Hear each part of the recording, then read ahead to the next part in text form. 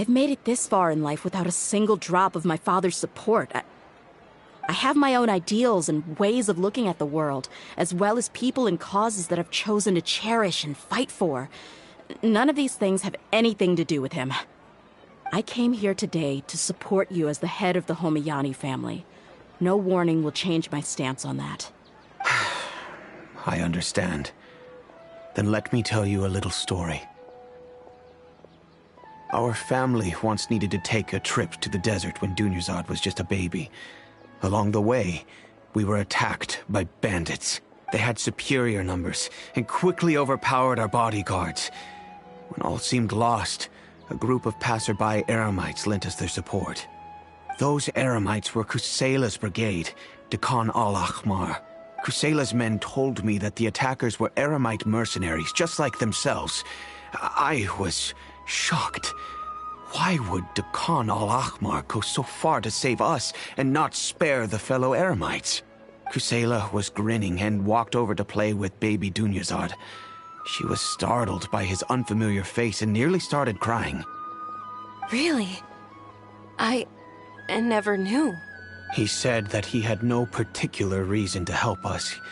He just took pity on us because he had a daughter about the same age. We started talking about our children, and I sensed that he was a devoted father. To repay his kindness, I hired his brigade to help out at our estate for a time, and offered everyone generous remuneration. So, that's what happened. It was many years before I saw him again. I almost didn't recognize him the next time he came knocking on my door.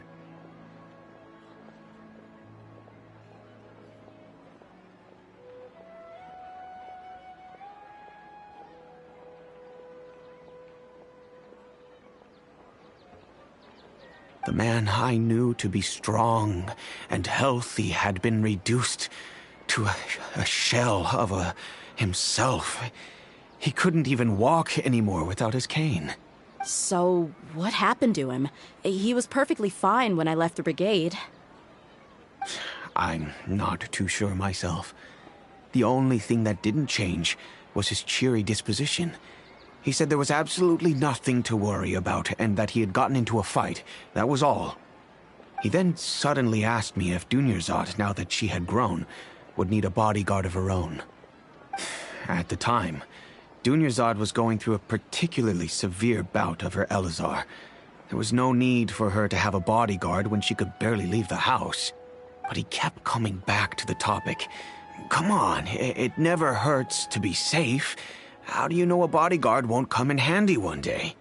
I was completely lost at first, until he recommended the Blazing Beasts, and in particular, a mercenary named Dia. So he was the one who recommended Dia to you? Indeed. He didn't say it out loud, but it was clear that he saw Deshret's relics as an evil group who would eventually corrupt every member in their ranks. He was already beyond redemption, but he hoped that he would be able to detach his daughter from the vicious world of mercenary life.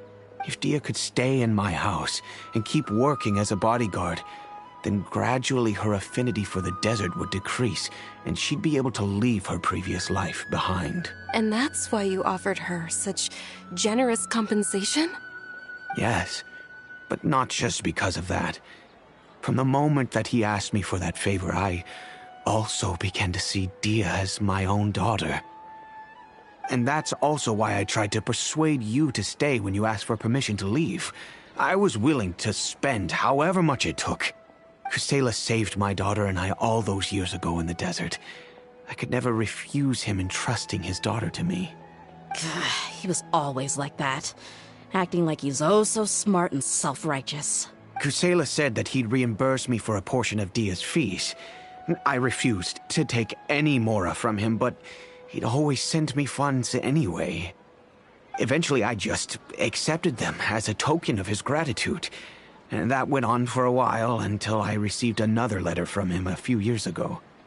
The letter contained a request to help him buy food, weapons, medicine, and even explosive materials. Wait!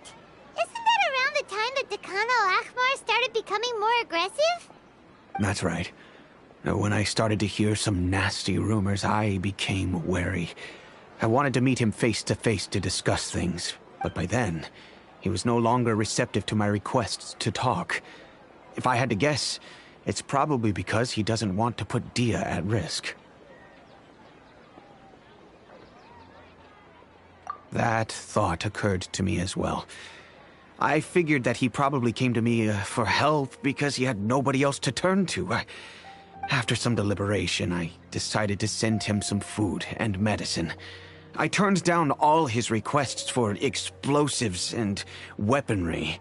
I am aware that even such a reduced gesture of support could lead to others coming to harm, but I could not simply reject his plea for help.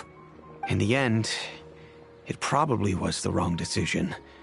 I plugged my ears to the rumors and just chose a solution that made me feel least guilty about myself. If you can, please tell me where he is now. None of the things he's doing right now make any sense if he's just trying to keep me from getting tangled up in his world. If all he wants to do is steer clear of me, then maybe he shouldn't have brought me into this world in the first place. Oh no. Dia, please don't feel that way. I'm just angry because I can't wrap my head around any of his actions.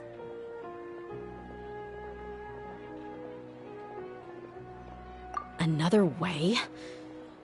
I don't know. I knew him, and he was nothing more than a childish brute.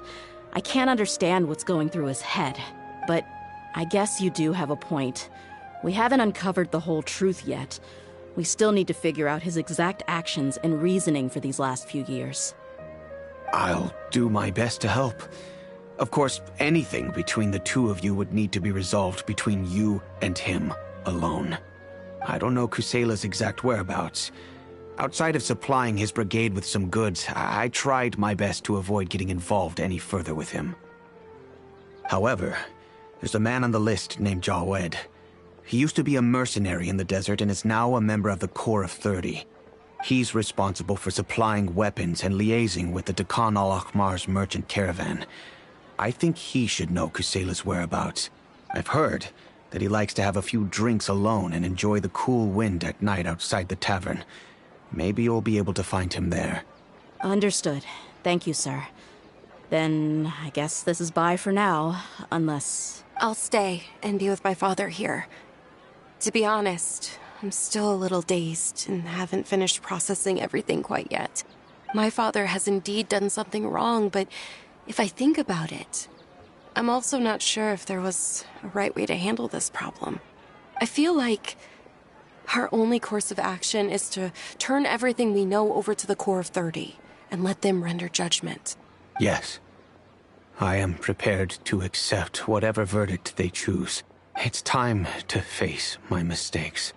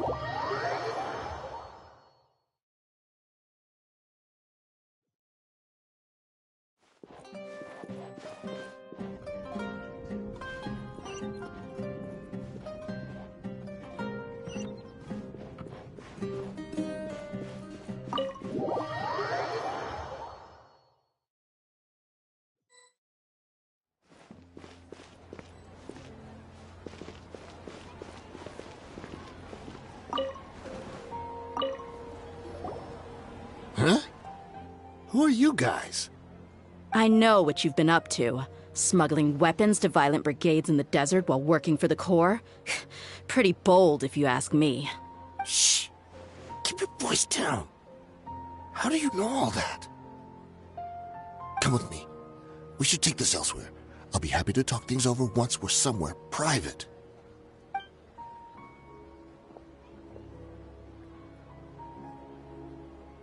This place should do.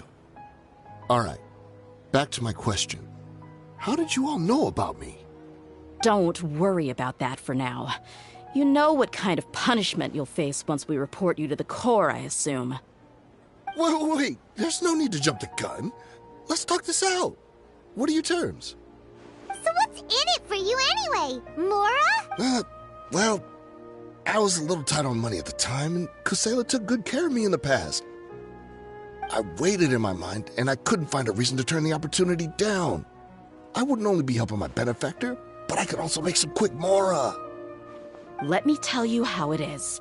We're investigating Dakan al-Akmar, and we're gonna put an end to their operations. If you provide some help for us, then we might just put in a good word later to reduce the terms of your punishment. Hey, why don't we discuss this a little first? Listen, I made quite a bit of Mora from my last run. You just give me a number, and I'm sure we can... Shut it. My patience is running out. You should know when a mercenary is after something other than money. All right, sheesh. But you gotta promise you'll put in some nice words for me later. They're always on the move. Here's the spot they were at the last time I made my delivery to the desert. Feel free to go have a look. I'm just telling you, though, it's not on me if they're not there anymore. Sure. And then you can forget about any nice words from us. Hey, come on.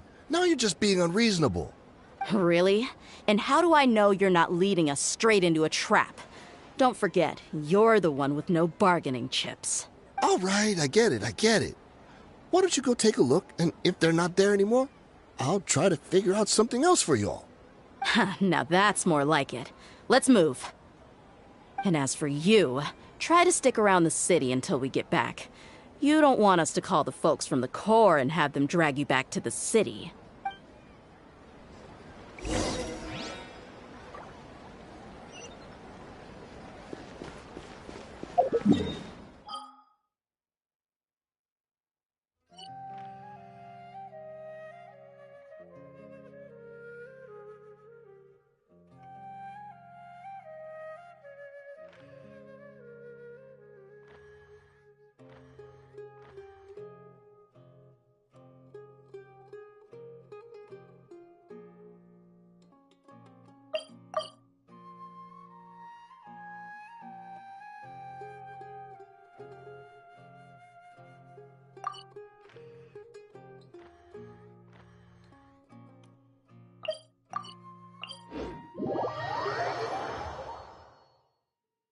I am right by your side.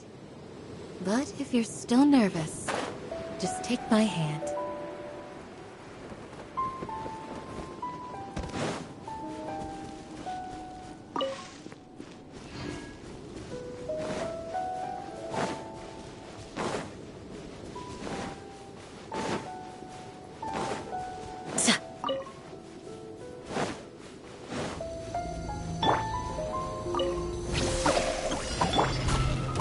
Let me scribe. Stand with me.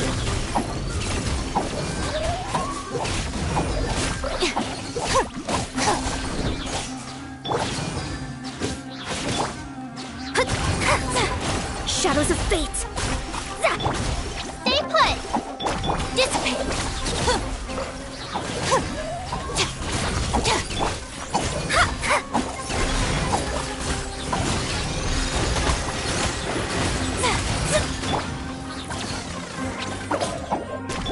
Delve into destiny. Stand with me.